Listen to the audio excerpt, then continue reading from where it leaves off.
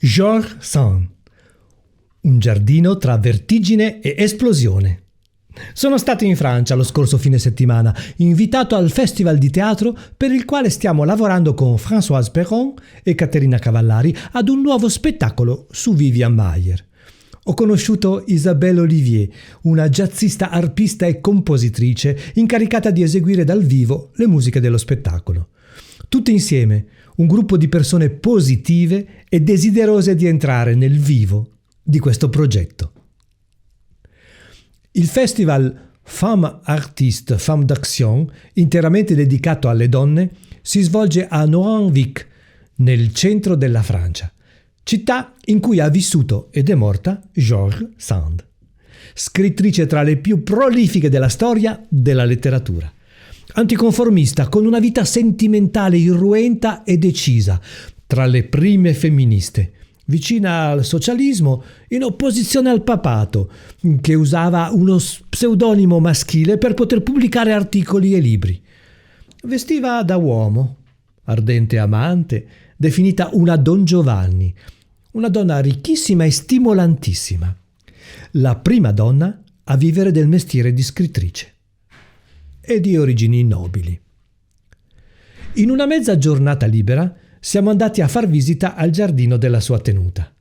Immensa la villa, splendide le altre case che la attorniavano e formano un piccolo borgo, tuttora di strade bianche in ghiaino, non asfaltate.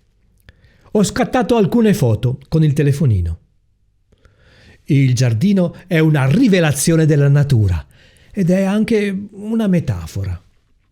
Si sente anche qui una relazione audace. Qui è dove il cuore parla. Si sente la libertà e al medesimo tempo la costrizione di un muro che al fondo separa. Estratto de Nanon, capitolo 16, romanzo pubblicato su Le Temps nel 1872.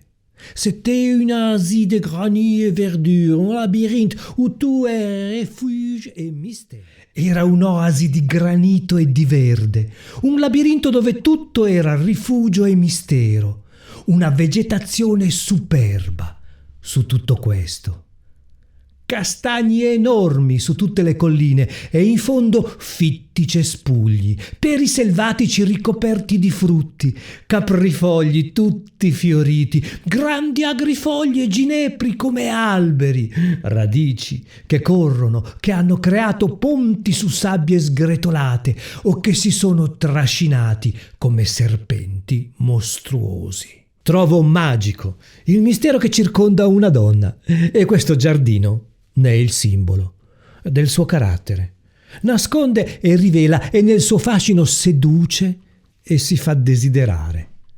Qui ho trovato il perdersi e il ritrovarsi, il suo desiderio insaziabile del nuovo, il lasciarsi entusiasmare delle nuove idee, come lo stupore delle stagioni. E quello che tocca, agita lei, si trasmette anche a noi, diventa una domanda sulla nostra vita. Un continuo gioco di ombra e luce. Estratto di una lettera a Charles Edmond, Nohant, 9 gennaio 1876. Quanto è bella Nohant in questo momento! È un vero manto di neve con pini e cedri bianchi alle punte dei rami. Con questo un bel chiaro di luna ogni sera, quando abbiamo gli occhi pieni della luce rossastra degli appartamenti e guardiamo fuori questa morbida luce blu e restiamo come rinfrancati e incantati da questo altro mondo magico da cui una finestra ci separa. Abbiamo tutta la poesia senza sentirne il morso. La vita è così piena di piccoli innocenti piaceri che non costano nulla. Insegniamo ai nostri figli a sentirli. È il caos che l'attira e si nutre di una passione insaziabile. La obbliga a decidere come stare nella vita. Non solo da che parte stare, ma come stare. E la sua domanda arriva anche a noi.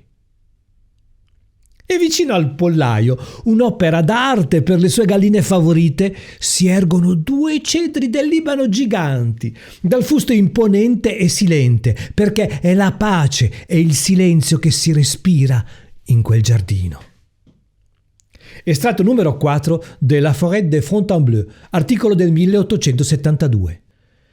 Nell'attesa che l'umanità si illumini e cambi idea, manteniamo le nostre foreste, rispettiamo i nostri grandi alberi e ascoltiamo i nostri valorosi artisti, ma anche noi protestiamo tutti contro le misure di brutalità e follia. I nostri antenati avevano la profonda sensazione delle grandi cattedrali della natura. A loro si ispiravano per la costruzione dei templi. Non lasciamo che siano strappate alla venerazione dei nostri discendenti. E quando la terra sarà devastata e mutilata, le nostre idee verranno influenzate con le cose povere e brutte delle nostre produzioni che colpiranno i nostri occhi a qualsiasi ora. L'uomo ha bisogno dell'Eden come orizzonte, lo so benissimo. Molti dicono: dopo di noi la fine del mondo. Questa è la bestemmia più orrenda e più fatale che l'uomo possa pronunciare. Questa è la formula della sua rassegnazione di uomo, perché è la rottura del legame che unisce le generazioni e che li rende solidali tra loro. L'indipendenza, prerogativa degli uomini. E se occorresse diventare uno di loro per liberarsi dal loro dominio? Sceglie come pseudonimo di chiamarsi come un uomo, il suo doppio o alter ego maschile come un'ultima beffa a questa società patriarcale.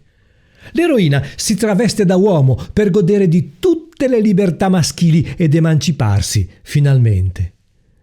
Era un bel ragazzo, la cui pelle sottile e scura avrebbe reso onore a una donna.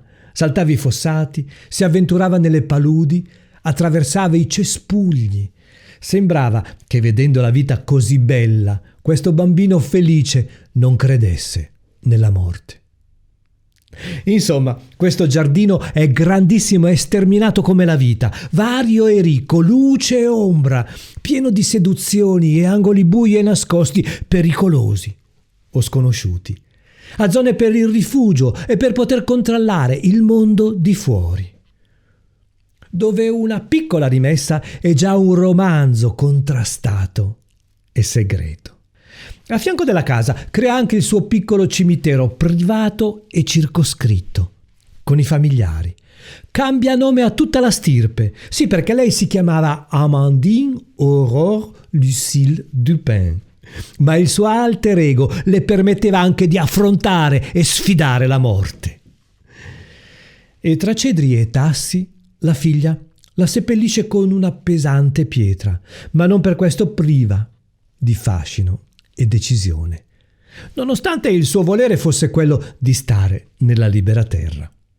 Estratto dell'Amaro Diabic, chapitre 10, romanzo. Infine, verso mezzanotte, la nebbia si è alzata e Germaine ha potuto vedere le stelle brillare attraverso gli alberi. La luna si liberò anche dei fumi che la coprivano e cominciò a seminare diamanti sul muschio umido. Il tronco della quercia rimase in una maestosa oscurità, ma un poco più in là i bianchi steli delle betulle sembravano una fila di fantasmi nei loro sudari. Il fuoco si rifletteva nello stagno e le rane, iniziando ad abituarsi, azzardavano qualche appunto esile e timido. I rami spigolosi di alberi secolari, irti di licheni pallidi, si stendevano e si incrociavano come grandi braccia emaciate sul capo dei nostri viaggiatori. Insomma, si lascia quella casa, quel luogo dell'anima e della crescita, con l'idea di cercare il nostro giardino ideale, quello in cui vivere e perdersi, sospeso nel nulla, nelle nostre nebbie, nei nostri dubbi di questi tristi periodi che celano tanto nero. Ed infatti, appena torno a casa, leggo un post della mia amica Isella che prelude a un disastro ambientale imminente, dove dice: la natura non è romantica, è immane e minacciosa, sconvolge luoghi, vite, ordine. Questo è il viaggio francese che ho voluto condividere con noi, e alcune frasi, alcuni concetti li sto ancora elaborando, ed è il mio invito per voi. Vi ricordo di sostenermi in queste continue ricerche, creazioni, produzioni. Sostieni Roberto e su TP, la piattaforma di libere donazioni per continuare a produrre lasciando i contenuti liberi. Per saperne di più, bit.ly/sostieni Roberto. E come sempre vi dico la musica che ci ha accompagnato in questo viaggio. Frédéric Chopin, marito di George Sand per un periodo travagliatissimo della sua vita. Ed in particolare l'opera 28 numero 15, La goccia d'acqua. Vi lascio il link in descrizione, nell'esecuzione intensa di Lang Lang. Alla prossima! Ciao a tutte e a tutti da Roberto.